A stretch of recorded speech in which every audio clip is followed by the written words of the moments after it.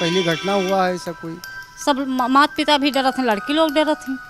हमको लग रहा है कि इस घटना के बाद हमारी पढ़ाई भी छूट जाएगी। हम बस इतना चाहते कि मेरी बहन के साथ न्याय हो। कह रही थी मम्मी हमको 3 साल सिर्फ पढ़ा दो, हमें वकालत करा दो मम्मी, तुम्हारी गरीबी सब दूर हम कर देंगे। अब पुलिस कोई कार्रवाई नहीं कर रही है। मैं पुलिस के ऊपर संतुष्ट रहा।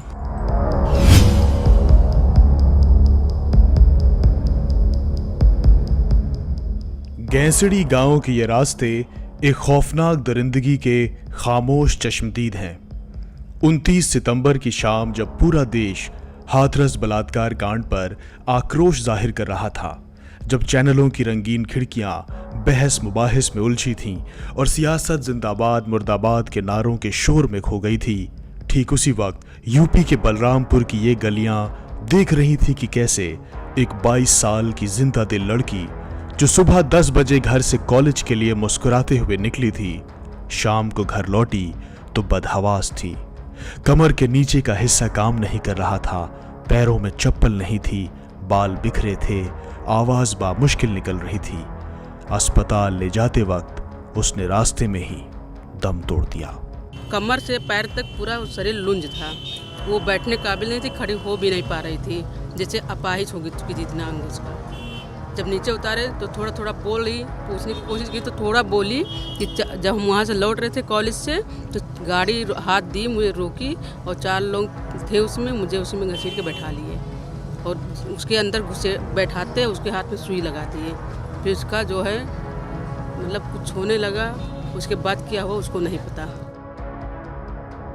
हाथरस की तरह ये घटना बिल्कुल सेम है जैसा कि पीड़िता परिवार का आरोप है, लेकिन इन दोनों गांवों का अगर आप नज़ारा देखेंगे तो बहुत अलग है। इस गांव में अभी सन्नाटा पसरा है, पुलिस के कुछ लोग यहाँ पे हैं, यहाँ पे मीडिया का ना जमावड़ा है, ना बहुत सारी राजनीतिक पार्टियाँ आई हैं, ना लोगों में आक्रोश है, ना लोगों में गुस्सा है, ना लोगों में नाराज़गी है, खामोश है।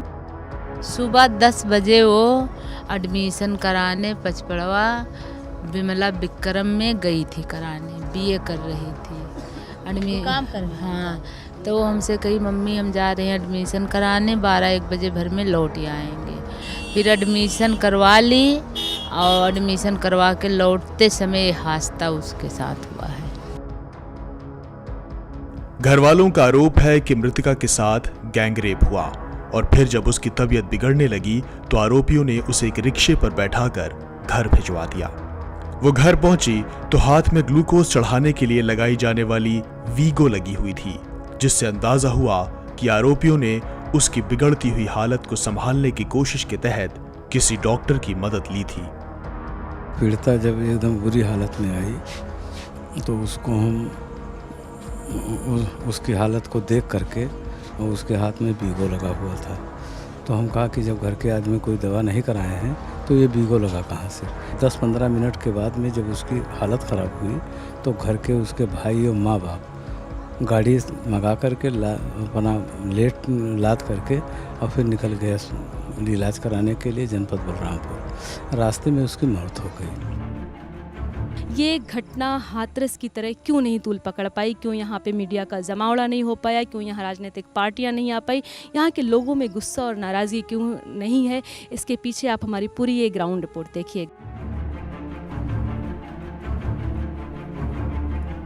पोस्टमार्टम रिपोर्ट में कहा गया कि मौत की वजह हैमरेज और शॉक है। पुलिस ने इस मामले में 4 लोगों को गिरफ्तार भी किया है। शाहिद जो इलाके में किराने की दुकान चलाता है और उसी का नाबालिग भतीजा साहिल। इसके अलावा कंपाउंडर सगीर और पीड़िता को घर तक लाने वाला गुट्ठे नाम के रिक्शे वाले को भी गिरफ्तार किया गया है।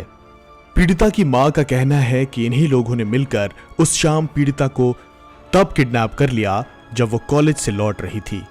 पुलिस ने इन आरोपों पर अभी कोई स्पष्ट जवाब नहीं दिया है। तो वो 2 लड़के जो आए थे उस डॉक्टर को बुलाने, उसकी दवा कराने, तो वही लड़के कहीं ये पकड़ लिए कोतवाल साहब।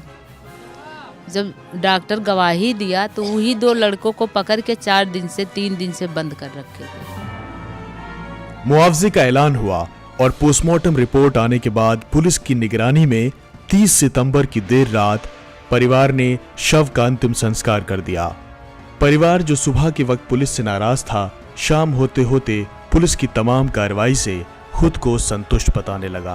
पुलिस प्रशासन पस्त होकर के और हमारे विचारों को समझ करके और हमारे अनुरूप उन्होंने काम किया। आप खुद से पुलिस की कार्रवाई से? हाँ, संतुष्ट हैं। बलरामपुर इस खौफनाक घटना की सच्चाई तलाश रहा है, लेकिन बड़ा सवाल ये है कि क्या आने वाले वक्त में हाथरस और बलरामपुर जैसी घटनाएं कम होंगी?